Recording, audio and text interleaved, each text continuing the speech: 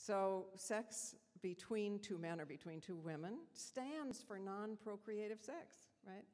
And sexuality, human sexuality, has always been about communication as much as it has been about procreation. Otherwise, we would not be the only species, although at this point I always worry that I'm oppressing other species. I'm not 100% the only species who can experience the same sexual drive and pleasure, whether we can conceive or not. Other species seem to have sex focused in times of heat or estrus, when it's most likely to conceive. We uniquely don't. So for us, sexuality has always been a form of communication and expressing love and closeness and care, as well as procreation. But we've been lied to about sexuality, right? How many of our churches and institutions are still trying to tell us it's only moral and okay when it's directed towards procreation? They actually managed to take over government priorities with such thoroughness that government funding was used to fund abstinence-only education and reward the only case I know of in which knowledge is confused with ignorance. Hello, excuse me. So, you know, it's clear that gay, lesbian, transsexual, it is part of the women's movement. And if you look historically, you will find both were always opposed at the same time. For instance, between World Wars I and II, the National Socialists in Germany both disbanded the women's movement and the gay and lesbian movements, which were very powerful at that time, more powerful than in any other country, and imposed penalties at exactly the same time. Just as the first thing, or almost the first thing that Hitler did when he was elected, and he was elected on a low voter turnout, we should remember that, just as the first thing he did was to declare abortion a crime against the state and padlock all the family planning clinics, also, you know, it was to stigmatize gay and lesbian citizens who were in the concentration camps, just as Jews and gypsies and others were in the and people of African descent. You know, our adversaries know this linkage. We have to know and behave on this linkage. It is not a laundry list of movements, it is a series of interlocking emphases as we speak our experience and support each other. We also need to understand, I put it as a separate subject, but in a way it's a subject of linkage too, and something the YWCA understands very well, which is that the degree of democracy or the lack of democracy in the family, the degree of violence and the normalization of violence or the absence of violence in the family exactly reflects the amount of violence in the streets, the amount of foreign policy, the emphasis on militarism.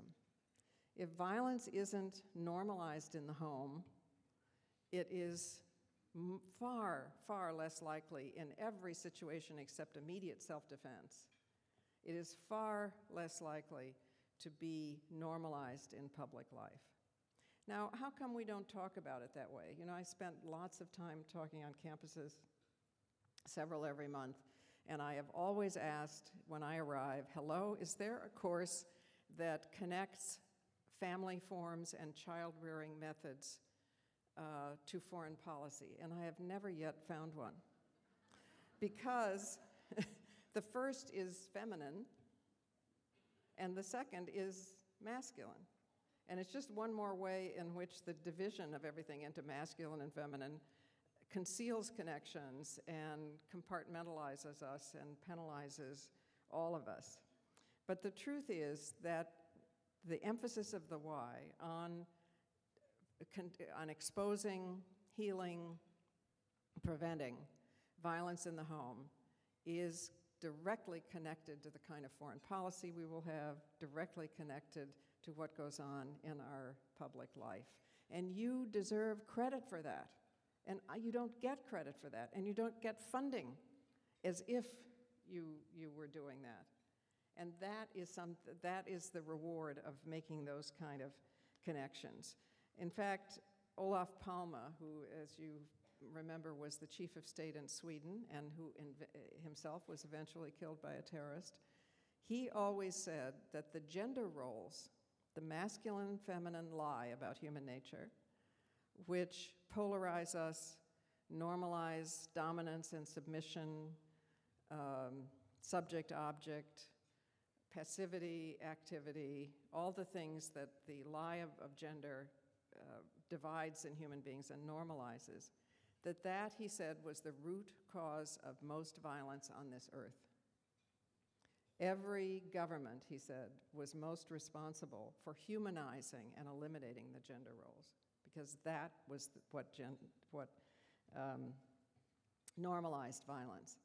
And I think about this as I read the papers. You know, it's not present, but it's there. I mean, I remember after 9/11, since I live in New York, I was reading the statements and reading about, I think we were all extremely curious about the men who could do this, right?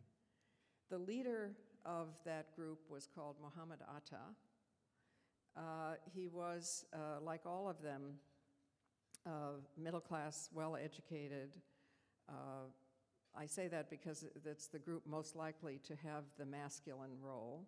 You know, if you're the poor are less likely to be able to afford the masculine role and so on, but they had been focused on in that way. And Mohammed Atta had come from a middle-class family in Egypt. He was a slender and rather effeminate boy, and therefore ridiculed, humiliated, and tortured every day of his life by his father, who kept telling him, "You're not as good a man as your sisters." And he was so humiliated and so tortured by this that when he went to Germany to study for an engineering degree and worked hard to achieve it, he still would not accept his degree from the hand of a woman. When he left a statement after what he knew would be his death, he stipulated that his body should never be touched by a woman. I mean, this is the insanity of masculinity. And today on my iPhone, I discovered that Alan West, a Republican congressman from Florida, had addressed women and said, his women, he thought, probably not, but that's what he thought.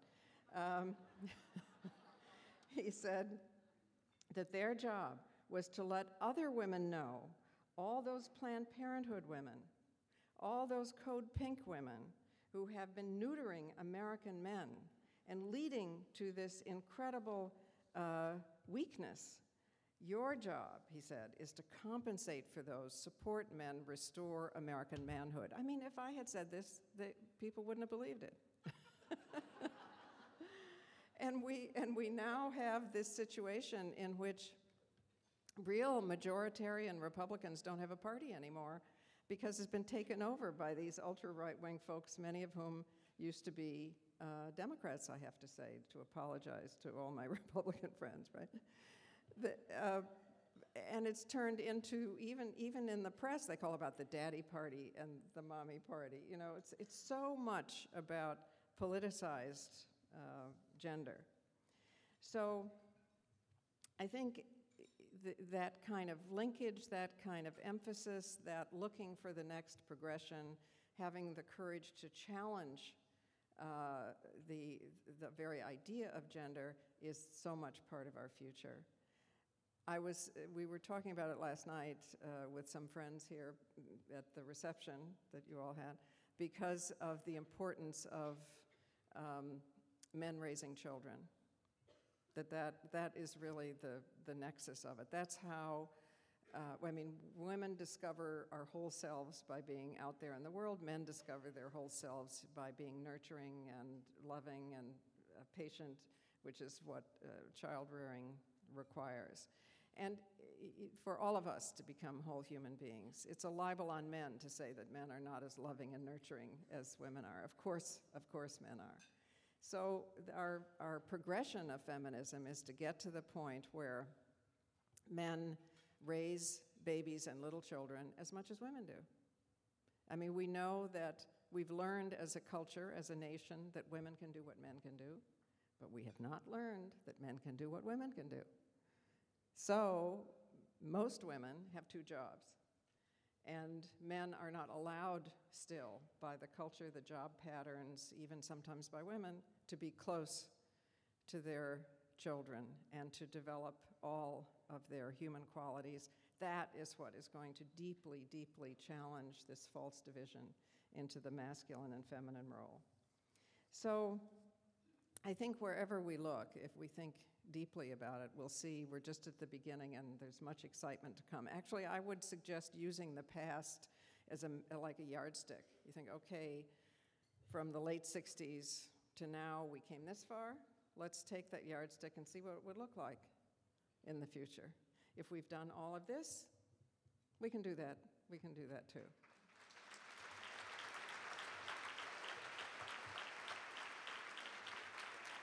And I think also the understanding that you, the YWCA, has of the origins of domestic violence, of understanding we're never going to have democracy in public life until we have democratic families, until we normalize democracy in the family. You know that, right? So I find that helpful and a comfort when it comes to looking at current situations about which we are all worried, probably.